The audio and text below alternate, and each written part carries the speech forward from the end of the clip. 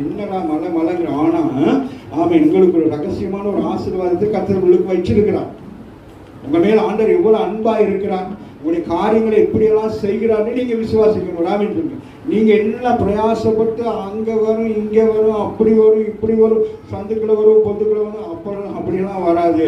தேவன் அனுமதித்தால் மாத்திரம்தான் அது உங்களுக்குரியதாய் மாறும். ராமின் இப்ப ஆண்டவர் இந்த இஸ்ரவேல் ஜனங்களுடைய காலம் நெருங்கி கொண்டிருக்கிறபடினால் ஆண்டவர் என்ன செய்கிறார், ஓடி போயிட்டு என்ன செய்கிறாரு, தேசத்தோடு நீ போய் பேசுகிறார். ராமின் சொல்லுங்க, தீர்க்கதரிசி போய் பேசுகிறான், மலைகளோடு பேசுகிறான், வேற என்னது, மேடுகளோடு பேசுகிறான், ஆறுகளோடு. என்ன இவைகள் எல்லாம் என்னது, இஸ்ரவேல் ஜனங்களுக்கென்று உருவாக்கப்பட்டது, உங்களுக்காக உருவாக்கப்பட்டிருக்கிறதோடு கர்த்தர் இந்த நாளிலே பேசிக் கொண்டிருக்கிறார். உங்கள் வியாபாரத்தோடு கூட கர்த்தர் பேசிக் கொண்டிருக்கிறார். உங்கள் தொழில் உங்களுடைய படிப்பு வேற என்னது, உங்களுடைய வாழ்க்கையில ஏதோ ஒரு காரியத்தை நினைத்துக் கொண்டிருக்கிற காரியத்தை குறித்து ஆண்டவர் பேசிக் கொண்டிருக்கிறார்.